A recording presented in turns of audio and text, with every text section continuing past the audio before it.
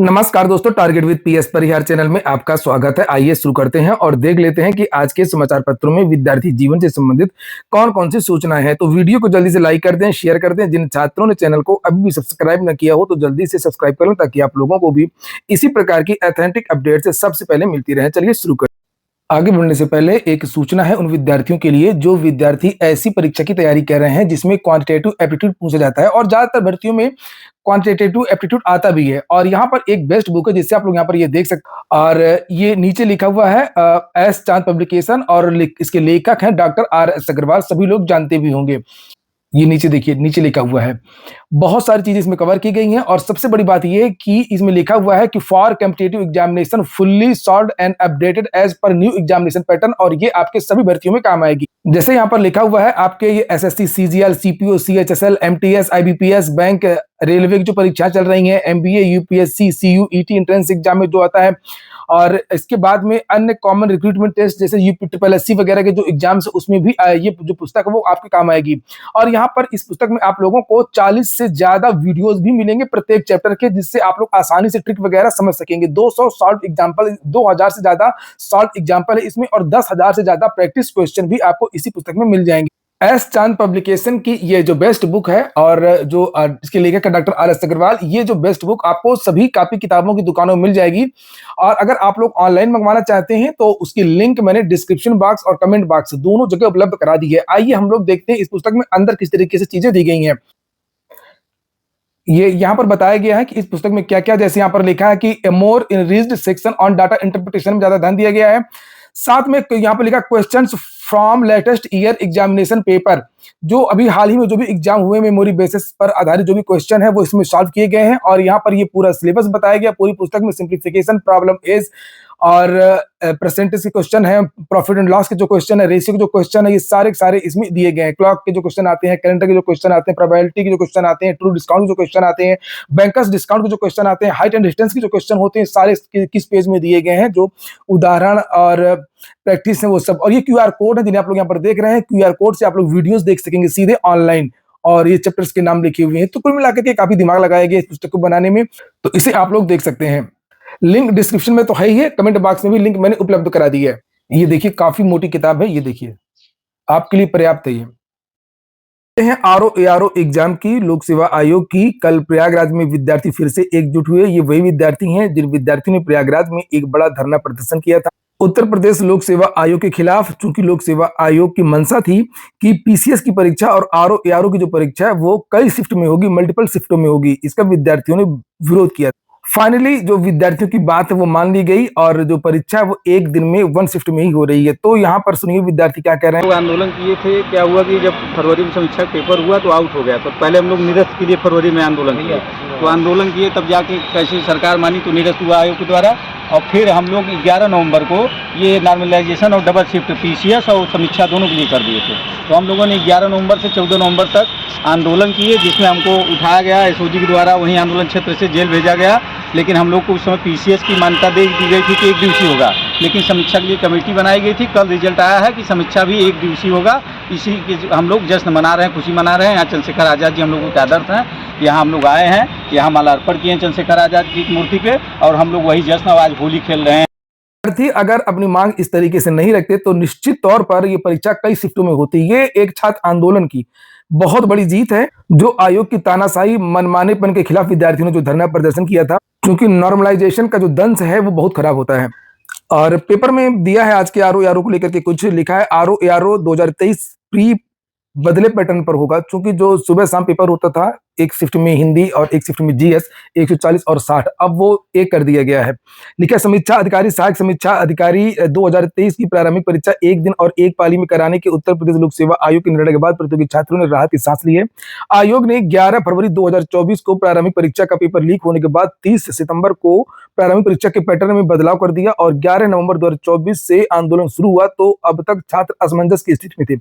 बुधवार को RO ARO प्रारंभिक परीक्षा 27 जुलाई को एक दिन और एक पाली में कराने के फैसले के बाद छात्र अब फिर से तैयारी में जुट गए हैं। पाठ्यक्रम में कोई बदलाव नहीं किया गया, सिलेबस आपका वही रहेगा। लेकिन ये जो बदलाव किया गया है कि जो दोनों शिफ्ट में जो पेपर होता था अलग अलग हिंदी और जीएस का, अब वो जो एक कर दिया गया है, ये स्वागत योग्य कदम है। ऐसे बदलाव करने भी चाहिए।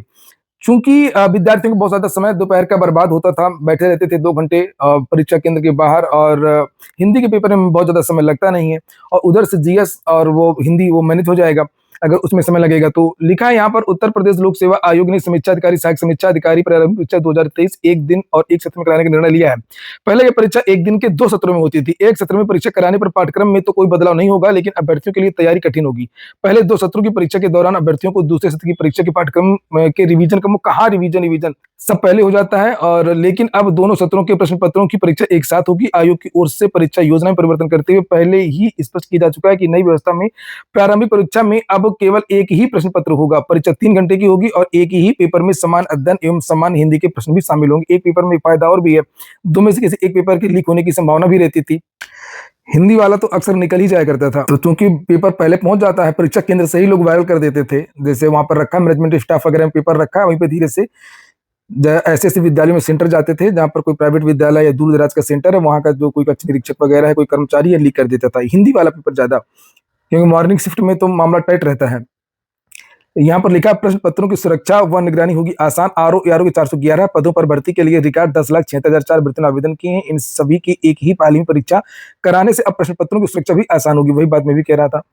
ठीक है, अच्छा बदलाव, इसमें कोई बुराई नहीं है। और जैसा यहाँ पर लिखा है कि रिवीजन करने का मौका नहीं मिलेगा, लिखा ऐसे में अभ्यर्थियों को दूसरे सत्र में परीक्षा के विषय सामान्य हिंदी के रिवीजन के लिए 3 घंटे का वक्त मिल जाता था, लेकिन अब दोनों प्रश्न पत्रों की परीक्षा एक साथ होने से रिवीजन का मौका नहीं मिल सकेगा। रिवीजन नहीं भैया, प्रेशर रहता है, अब वो प्रेशर नहीं रहेगा एग्जाम का, तो वो जो पूरे दिन का प्रेशर रहता है एग्जाम का वो खत्म हो जाएगा। विद्यार्थी सुबह जाएंगे, जितना प्रेशर सुबह होगा थोड़ी देर के लिए, बस वही प्रेशर होगा। सब सही है, बढ़िया। यूपी ट्रिपल एस सी अनुदेशक भर्ती के साक्षात्कार 8/9 को प्रदेश में प्रशिक्षण एवं सेवा योजना विभाग के तहत अनुदेशक ड्रेस मेकिंग के 24 पदों पर चल रही भर्ती में 144 अभ्यर्थी साक्षात्कार के लिए शॉर्टलिस्ट किए गए हैं। इनका साक्षात्कार 8 व 9 अप्रैल को होगा। अधीनस्थ सेवा चयन आयोग ने बृहस्पतिवार को शॉर्टलिस्ट अभ्यर्थियों की सूची अपनी वेबसाइट पर जारी कर दी है। आयोग के सचिव अवनीश सक्सेना ने बताया कि साक्षात्कार आयोग के लखनऊ स्थित कार्यालय में होगा। फर्जी मार्कशीट वाले, फर्जी डिग्री वाले, फर्जी कोर्स वाले रोज गिरफ्तार हो रहे हैं, और मैं लगातार अपने चैनल के माध्यम से इस तरीके की जानकारी भी आपको दे करके आपको जागरूक भी कर रहा हूं। यहाँ पर देखिए लिखा, फर्जी प्रपत्रों पर नौकरी कर रहा था सिपाही बर्खास्त। बहुत एक पुराना मामला था, और ये 31 साल से नौकरी कर रहा था, 31 साल से पुलिस में। और जब जांच हुई तो इसकी हाई स्कूल और इंटर की जो मार्कशीट थी उसका रिकॉर्ड ही नहीं मिला। किसी ने शिकायत कर दिया। सरकारी नौकरी अगर आप कर रहे हैं तो आज नहीं तो कल आप पकड़े अवश्य जाएंगे फर्जी मार्कशीट से। लिखा, श्रावस्ती जिले में फर्जी अभिलेखों से नौकरी करने का सिलसिला थम नहीं रहा है। शिक्षकों के बाद अब एक सिपाही को भी, अभी श्रावस्ती में बहुत सारे शिक्षक भी पकड़े गए थे प्राइमरी में, फर्जी कागजात लगाकर नौकरी का आरोपित पाया गया है। मुख्य आरक्षी 31 साल से पुलिस की नौकरी कर रहा था, जिसे बर्खास्त कर दिया। आप लोगों ने वीडियो को लाइक तो किया नहीं होगा, बिना याद दिलाया, आपको याद दिलाना पड़ता, ओ लाइक तो करना था तो लाइक कर दिया करिए, ऐसा नहीं। जिसे बर्खास्त कर दिया गया था, साथ ही आरोपित को गिरफ्तार कर जेल भेज दिया गया है। जांच में आरोपित के हाई स्कूल व इंटरमीडिएट के अंक पत्र कूट रचित मिले हैं। ऐसा नहीं, मतलब बिल्कुल ही फर्जी थे, उसका कोई रिकॉर्ड ही नहीं था। गोरखपुर के झंगहा थाना क्षेत्र के रसूलपुर नंबर 2 के मजरा राघव पट्टी पंडरी निवासी देवव्रत यादव पुत्र संगम यादव ने एसपी को शिकायती पत्र देकर के भवनाथ पर फर्जी वाले का आरोप लगाया। देखिए, कोई गांव का ही था और उसको पता था और उसने आरोप लगा दिया। शिकायतकर्ता ने बताया कि उसके गांव निवासी सोनवा थाने में तैनात मुख्य आरक्षी भवनाथ यादव ने कूट रचित दस्तावेज के सारे 94 में पुलिस आरक्षी की नौकरी प्राप्त की है। शिकायत पर एसपी घनश्याम चौरसिया ने इसकी जांच करवाई, और जांच में पाया गया कि इसका जो अनुक्रमांक जो रोल नंबर है वो बोर्ड में है ही नहीं। पूरी तरीके से फर्जी मार्कशीट बनवाई थी कंप्यूटर से। अब आगे क्या, आगे इनको गिरफ्तार कर लिया गया, नीचे लिखा हुआ है, और जेल भेज दिया गया है, और मुकदमा भी दर्ज किया गया है। अब उनसे वसूली भी होगी, प्रमोशन भी हो गया था। यहाँ पर ये देखिए, कई थानों में तैनाती रही, आरक्षी से बन गया था मुख्य आरक्षी। एक आईएएस को भी सस्पेंड किया गया है। भ्रष्टाचार में सस्पेंड नहीं करना चाहिए, तगड़ी कार्रवाई करनी चाहिए। यूपी इन्वेस्ट के सीईओ पर उद्यमी से पैसे लेने का आरोप, और बहुत सारे अधिकारियों पर कार्रवाई भी हुई है, उनके नाम भी यहाँ लिखे हैं। योगी सरकार में गंभीर आरोपों पर निलंबित आईएएस, जिन्हें आप लोग यहाँ पर ये देख सकते हैं। लखनऊ में फर्जी मार्कशीट बनाने वालों का गिरोह का भंडाफोड़ हुआ है, और इसके बारे में भी बहुत सारी जानकारी दी गई है। लेकिन 15 से 20 हजार रुपए में बनाते थे फर्जी शैक्षिक प्रमाण पत्र। 51 फर्जी प्रमाण पत्र, कई मोबाइल वगैरह, दस्तावेज वगैरह जब्त किए गए हैं, और बताया गया है कि बहुत सारे जो लोग हैं वो यहाँ से मार्कशीट बनवा करके नौकरी भी कर रहे हैं। बीपीएससी की सूचना है, बीपीएससी भर्ती का कैलेंडर जारी। 17वीं मुख्य परीक्षा 25 अप्रैल से होगी।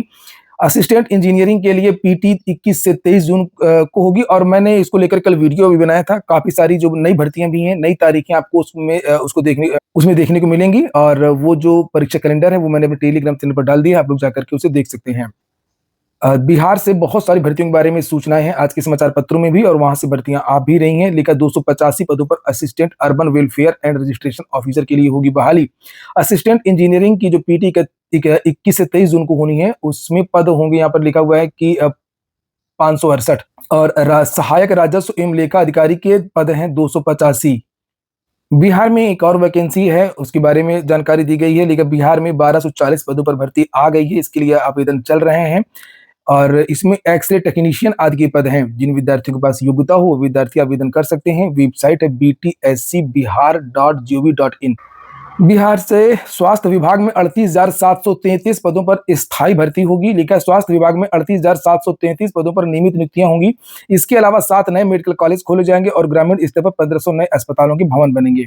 उत्तराखंड की पॉलिटेक्निक प्रवक्ता भर्ती पर हाईकोर्ट ने रोक लगा दी है। उसमें जो योग्यता मांगी गई थी वो बीटेक और एक छात्र था मधुसूदन और उसने कहा कि जो एआईसीटीई है उसने ये कहा था कि बीटेक प्लस एमटेक विद्यार्थी ही इस भर्ती के लिए आवेदन करेंगे और इसमें केवल बीटेक मांगा गया है। और ये देखिए, और उसके बाद में हाई कोर्ट ने इसको तुरंत रोक दिया। लिखा है हाई कोर्ट में 12 और 18 मार्च को सुनवाई हुई। इसमें जारी निर्देशों के क्रम में गुरुवार को सरकार और आयोग द्वारा स्पष्टीकरण दिया गया। इसके बाद कोर्ट ने परीक्षा स्थगित करने और एआईसीटीई से सलाह लेकर परीक्षा की नई तिथि जारी करने को कहा है। बिहार से 15,000 होमगार्ड भर्ती की भी विज्ञप्ति जारी हो गई है, जिसमें बताया गया है कि किस तारीख से आवेदन होंगे। उत्तर प्रदेश में तो नियमावली ही बनती रहती है सभी भर्तियों की। आपको पता होगा लगभग 34,000 होमगार्डों की भर्ती उत्तर प्रदेश में होनी है। 2 चरणों में भर्तियां होंगी, लेकिन अभी उत्तर प्रदेश की नियमावली ही बन रही है। जैसे एलटी ग्रेड की नियमावली बन रही है, इसी तरीके से अन्य भर्तियों की नियमावली बनती रहती है सालों और बिहार से विज्ञापन जारी होते रहते हैं दिन रात। तो यहाँ पे फिलहाल 27 मार्च से वहां पर होमगार्ड के लिए आवेदन शुरू हो रहे हैं। पदों की संख्या के बारे में भी जानकारी दी गई है ऊपर, ये आप देख सकते हैं 15,000 रिक्त पदों पर ये भर्ती है। आज के वीडियो में इतना ही। पूरा वीडियो सुनने के लिए बहुत बहुत धन्यवाद।